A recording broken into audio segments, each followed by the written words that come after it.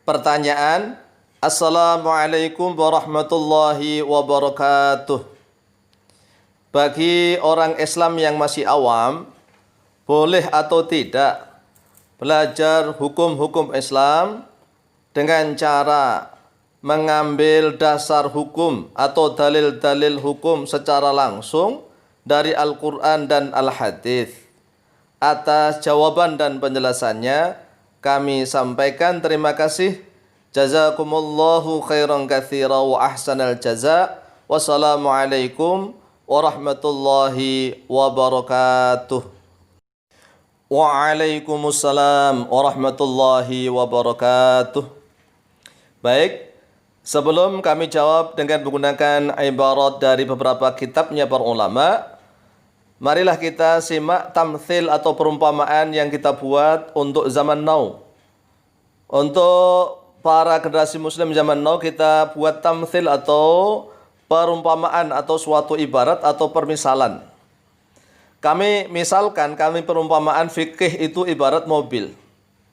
Jadi fikih itu ibarat mobil yang sudah kita nikmati, kita bawa, kita kendarai kemana-mana, itulah fikih. Nggak usah kita mikir macam-macam, udah mobil itu kita naikin, kita bawa kemanapun. Kemudian usul fikih, ilmu usul fikih itu ibarat teknik otomotif. Jadi ilmu usul fikih adalah ibarat ilmu teknik otomotif. Al-Quran dan Al-Hadis itu ibarat onderdil atau spare part atau suku cadang. Sedangkan ulama mujtahid itu ibarat mekaniknya atau montirnya atau bengkel mobilnya yang merakit mobil tersebut. Saya ulang sekali lagi. Al-fiqhu kasayyarati. Al-fiqhu bermula fikih. Kasayyarati yaitu seperti mobil atau ibarat mobil. Siapa yang membuat ibarat ini? Siapa yang membuat tamthil ini? Kami jawab. Ini adalah kami sendiri, Dawa Mu'alim bin Konati Sarang Rembang Jawa Tengah, yang membuat tamthil agar mudah dipahami oleh kaum muslimin wal muslimat zaman now. Karena sekarang ini kan banyak gencar-gencarnya propaganda, provokasi untuk kembali kepada Al-Quran dan Hadis, kembali kepada Al-Quran dan Hadis, tinggalkan para ulama-ulama, jangan taklid. Ya, mereka ngajak menjadi seorang mujtahid semua. Oleh sebab itu agar paham, kita berikan tamthil yang mudah dipahami oleh para generasi muda muslim muslimah zaman now. Jadi al-fiqhu kasayyarati, fikih itu seperti mobil yang sudah kita naikin, kita kendarain kemana-mana. Kita nikmati, nggak usah kita pikir bagaimana cara merakit mobil. Kemudian usulul fiqhi kahandasatil mekanika. Usulul fikih bermula usul fikih kahandasatil mekanika, yaitu seperti teknik otomotif atau ilmu teknik otomotif, cara merangkit mobil itu bagaimana. Al-Quran wal hadithu kaqita'i ghiyarin. Al-Quran bermula Quran wal hadithu dan hadis kaqita'i ghiyarin, yaitu seperti onderdil atau spare part atau suku cadang. Qita' itu adalah jamak taksir dari qit'atun. Qit'atun artinya adalah bagian-bagian, ajza atau potongan-potongan. Jadi mobil itu kan terdiri dari onderdil, potongan-potongan. Ada mulai dari bodi saja tidak langsung utuh jadi satu. Ada lampunya, ada kap atasnya, ada daknya, ada macam-macam lah. Itulah kita ibaratkan seperti itu. Al-mujtahidu kal mekaniki. Ulama mujtahid kal mekaniki, yaitu seperti mekanik atau montir atau bengkel perakitan mobil atau bengkel reparasi mobil. Kalau kita ibaratkan suatu tamthil, ya kita perumpamaan seperti ini kan kita bisa merenung. Coba kita renungkan. Fikih seperti mobil. Sudah kita naikin saja. Kemudian usul fikih itu ibarat ilmu tata cara perakitan mesin-mesin dan mobil, yaitu teknik otomotif. Kemudian Quran dan hadisnya itu onderdil yang sudah lengkap. Sudah lengkap, Al-Quran dan hadis itu sudah lengkap. Tinggal cara merakitnya itu tidak semua orang bisa. Tidak semua orang bisa. Kadang-kadang merakitnya keliru nanti. Ya, mungkin businya salah terbalik-balik. Mungkin ya macam-macam lah. Sulit. Sedangkan ulama mujtahid itu ibarat mekaniknya atau montirnya yang pintar dan pandai, menguasai seluk-beluk tentang spare part atau onderdil mobil tersebut sehingga bisa merangkai mobil dengan baik dan benar. Wa yanqasimul mujtahiduna ala sitti tabaqatin. Wa yanqasimu dan membagi al mujtahiduna oleh para ulama mujtahid ala sitti tabaqatin atas 6 beberapa tingkatan. Tingkatan yang pertama at-tabaqatul ula yaitu mujtahidun mutlaqun mustaqillun. Ulama mujtahid mutlak mustaqil. Yaitu ulama pendiri madhab 4 seperti Imam Abu Hanifah, pendiri madhab Hanafi. Imam Malik bin Anas, pendiri madhab Maliki. Imam Muhammad bin Idris Asy-Syafi'i, pendiri madhab Syafi'i. Kemudian Imam Ahmad bin Hambal, pendiri madhab Hambali. Dan masih banyak lagi para ulama pendiri madhab sebenarnya. Tapi yang masyhur ya 4 madhab ini yang menyebar ke seluruh dunia. Inilah tingkatan ulama mujtahid mutlak mustaqil. Kemudian turun derajat yang kedua yaitu mujtahidun muhtasibun. Ulama mujtahid muhtasib yaitu yang bernisbat kepada usul fikih gurunya. Tetapi kadang-kadang dia agak bebas, tapi masih terikat oleh kenisbat usul fikih gurunya. Di dalam madhab Syafi'i banyak sekali ya ulama dari tingkatan mujtahid muhtasib ya seperti murid-murid langsung ya murid-murid langsung para pendiri madhab itulah para ulama mujtahid muhtasib. Di dalam madhab Syafi'i seperti Imam Al-Buwaiti, Imam Al-Muzanni, Imam Harmalah, Imam Ar-Rabi' bin Sulaiman dan yang lain-lain. Kemudian turun derajat yang ketiga yaitu mujtahidun muqayyadun. Mujtahid muqayyad yaitu mujtahid yang diikat oleh aturan-aturan madhabnya. Di dalam madhab kita banyak sekali ini ya mujtahid muqayyad. Ya para ulama-ulama yang menjadi murid-murid langsung daripada mujtahid muhtasib. Kemudian turun lagi derajat yang keempat mujtahidun murajjihun yaitu mujtahid yang murajjih, yang ahli tarjih. Di dalam madhab kita ada yang memasukkan Imam Haramain Al-Juwaini itu masih tergolong mujtahid murajjih, tapi ada yang masukkan mujtahid muqayyad. Kemudian Imam Baihaqi juga bisa masuk ke muqayyad, bisa masuk ke murajjih. Walaupun beliau memiliki kitab As-Sunan Al-Kubra, kitab Dalailun Nubuwah, kitab Syu'abul Iman dan yang lain-lain. Kemudian kalau kita teliti ya murajjih yang biasanya dianggap di Indonesia itu adalah kalau enggak Imam Ar-Rafi'i, Imam An-Nawawi. Sedangkan imam sebelumnya yaitu Imam Al-Ghazali itu bisa masuk ke dalam murajjih dan juga bisa masuk dalam muqayyad. Kemudian Imam As-Subki masuk di dalam mana? Mungkin yang keempat atau yang kelima yaitu mujtahidul madhab. Ini sekelas Imam As-Subki loh ya. Kemudian Imam Ibnu Hajar Al-Asqalani, Imam Al-Iraqi, Imam As-Suyuti, Imam Ibnu Hajar Al-Haytami. Itu masih banyak ulama yang memasukkan ke dalam mujtahid madhab. Tapi Imam Al-Haytami sendiri, Ibnu Hajar Al-Haytami ada yang memasukkan tingkatan mujtahid yang keenam yaitu mujtahidul fatwa karena beliau itu hanya berfatwa di dalam satu madhab Syafi'i. Kemudian kalau imam seperti Imam Ar-Ramli, Imam Bajuri Al-Bajuri, Ibrahim Al-Bajuri, kemudian Imam Zaini Dahlan, pengarang kitab I'anatul Thalibin atau bahkan pengarang kitab Fathul Mu'innya yaitu Syekh Zainuddin bin Abdul Aziz Al-Malibari, itu para ulama masih menggolongkan mujtahid fatwa.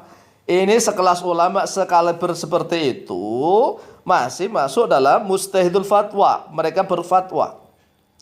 Tapi memang seluruh ulama yang dari mujtahid awal 2, 3, 4, 5 itu semuanya berfatwa. Tapi tingkatan fatwanya berbeda dengan ulama yang mujtahid yang keenam, yaitu mujtahidul fatwa yang benar-benar berfatwa menukil pendapat yang sudah ada. Ini tingkatan para mujtahid. Apalagi orang awam. Ya, coba kita renungkan dulu. Sedangkan para ustadz yang tingkatannya penceramah, yaitu disebut al-khotib atau jamaknya al-khutobah, para penceramah, ustadz penceramah itu kasa'iq yaitu seperti sopir saja. Wa jama'atuhu jamaahnya karruqabi yaitu seperti para penumpang. Jadi para ulama penceramah itu kasa'iq yaitu seperti sopir mobil. Sedangkan jamaahnya itu ya karruqabi seperti para penumpangnya. Coba kita renungkan. Ustadz zaman sekarang itu kan seperti sopir atau yang tukang nyetir mobil. Sedangkan tidak semua sopir ngerti tentang mesin. Apakah semua sopir mobil itu bisa paham tentang mesin? Tidak. Bahkan mungkin tentang spare part saja tidak paham. Ini tingkatan para ulama yang menjadi ustadz penceramah. Apalagi jamaah. Jamaahnya itu hanya sebagai penumpang yang masuk di dalam mobil tinggal tidur. Ya tidur, kadang-kadang nyemil, makan, tidur. Sopirnya saja nggak ngerti tentang onderdil mobil, apalagi jamaah penumpangnya. Coba kita renungkan, kita pikirkan. Kalau masih belum percaya, akan saya tunjukkan satu dalil Al-Quran yang mana apabila orang awam mampu istinbat hukum dengan benar, ya luar biasa, itu bukan orang awam namanya. Berarti dia tingkatan mujtahid. Kita ambil satu contoh di dalam Al-Quran, satu ayat saja, yaitu surat Al-Maidah ayat yang ke-6. Qala Allah Azza wa Jal, a'udhu billahi minasyaitonir rajim. يا أيها الذين آمنوا إذا قمتم إلى الصلاة فاغسلوا وجوهكم وأيديكم إلى المرافق وامسحوا برؤوسكم وأرجلكم إلى الكعبين. Ini ayat tentang apa yuk? Ini kalau orang awam disuruh kembali kepada Al-Quran hadis, ditanya dulu, ini ayat tentang apa yuk? Jangan-jangan membacanya aja masih belum bisa, apalagi maknanya. Lah kok diajak kembali kepada Al-Quran dan hadis, kembali kemana? Sesat menyesatkan itu namanya. Orang yang mengajak provokasi, propaganda, ngajak kembali kepada Al-Quran hadis itu orang-orang yang menyesatkan. Lah mengapa orang yang gak ngerti apa-apa kok disuruh kembali? Dia akan kebingungan, kegelapan jalannya. Maka ajaklah kembali kepada para ulama mujtahid, para ulama mazhab 4. Jalannya sudah terang benderang. Ya coba kita kupas satu-satu ayat ini. Ya ayyuhalladzina, wahai orang-orang yang amanu telah beriman, oleh mereka alladzina. Idza kumtum, apabila telah berdiri oleh kalian. Lah ini menggunakan kumtum fi'il madhi. Qama qamu, qamat qamata, kumna kumta, kumtuma kumtum. Ini adalah tafsir fi'il madhi. Lah fi'il madhi itu kalau bagi orang awam yang ngerti bahasa Arab dikit-dikit, dikira itu adalah pekerjaan yang sudah lampau, yang sudah lalu. Padahal kemasukan idza dzarfiyah syartiyah, yang mana pelaksanaannya belum terjadi walaupun fi'il madhi. Seperti idza jaa nasrullahi, jaa itu fi'il madhi, apabila telah datang pertolongan Allah. Idza zulzilatil ardu, apabila telah diguncang-ganjingkan terhadap bumi. Zulzilat itu fi'il madhi, tapi pelaksanaannya belum, buminya belum gunjang-ganjing. Lah ini kan butuh ilmu alat baru satu saja, ilmu nahwu saja belum menguasai, apalagi alat yang lain. Lah kok dijak kembali kepada Al-Quran hadis, sesat menyesatkan itu namanya. Ya sekali lagi, jangan Quran hadis kita pelajari dulu, masalah hukumnya kita serahkan para ulama mujtahid, para ahlinya. Kecuali kalau memang ada hukum baru yang membutuhkan ijtihad, itu pun harus dikembalikan pada ahli ilmu usul fikih. Ya, tidak semuanya harus berijtihad. Idza qumtum, apabila telah berdiri oleh kalian ila sholati, menuju sholat. Lah menuju sholat ini maksudnya kemana? Ya sholat. Faghsilu, maka basuhlah oleh kalian wujuhakum, pada wajah-wajah kalian. Lah kalau basuhnya itu seandainya semuanya atau separuh, atau sekali atau dua kali, kan tidak ada penjelasan. Wa aydiyakum, dan pada kedua tangan kalian, ilal marafiqi, sampai kepada kedua siku. Lah kalau ini jelas, dua tangan sampai ke dua siku. Nah, agak jelas, tapi ulama tetap masih berbeda pendapat itu. Sikunya itu pas batasnya atau melebihi siku sedikit. Wamsahu birusikum, dan Usaplah oleh kalian birusikum pada kepala kalian. Nah, kepalanya diusap. Apakah harus basah atau tidak? Masaha dengan ghusala itu beda. Wa arjulakum, lah kenapa dibaca wa arjula, lamnya kok fathah, enggak wa arjulikum? Kalau dibaca wa arjulikum, lamnya kasr, wawunya ataf kepada birusikum. Birusikum wa bi arjulikum, begitu. Lah kok tiba-tiba birusikum di situ jar, wa arjulakum kok nasab? Wamunya ataf kemana? Ataf kepada wujuhakum. Berarti kalau gitu kaki harus dibasuh, tidak diusap. Lah ini kan istihad namanya. Sekali lagi ya, lah kok orang awam mau diajak kembali kepada Al-Quran hadis. Sekali lagi saya tegaskan, yang ngajak itu ingin dianggap sebagai ulama mujtahid, tetapi dia menyesatkan orang lain. Dia sendiri sesat, dolun, dan dia juga mutilun. Dia sesat dan juga menyesatkan orang lain. Sekali lagi, kembali kepada Al-Quran hadis itu sesat menyesatkan. Pegangilah pendapat para ulama mujtahid ya, saudaraku kaum muslimin wal muslimah. Wa arjulakum ilal ka'bain. Lah ilal ka'bain ini bukan kedua Ka'bah loh ya, nanti kedua Ka'bah. Itu adalah kedua mata kaki. Ini satu contoh ya, ini baru satu contoh tentang wudu. Kemudian apakah butuh niat, di situ ayatnya enggak ada. Sedangkan hadisnya wujudnya hadisnya umum. Innamal a'malu binniyati. Ini hadisnya berupa umum, tidak ada khusus taksis tentang niat di dalam wudu. Kemudian apakah boleh ya wudunya itu kaki duluan yang dibasuh atau tangan duluan dibasuh, setelah itu baru kepala, baru wajah, tidak urut, bagaimana? Lah ini kan butuh istihad namanya. Makanya Imam Asy-Syafi'i tartib itu rukun, wudu itu harus sesuai dengan urutan Al-Quran ini. Lah sedangkan birusikum itu pada kepala kalian itu, apakah semuanya ataukah separuh atau rambut buli atau bagaimana? Apa harus basah semua? Sekali lagi saya tegaskan bahwa ajakan untuk kembali kepada Al-Quran hadis itu adalah ajakan yang sesat, menyesatkan. Wallahu ta'ala a'lam bishawab.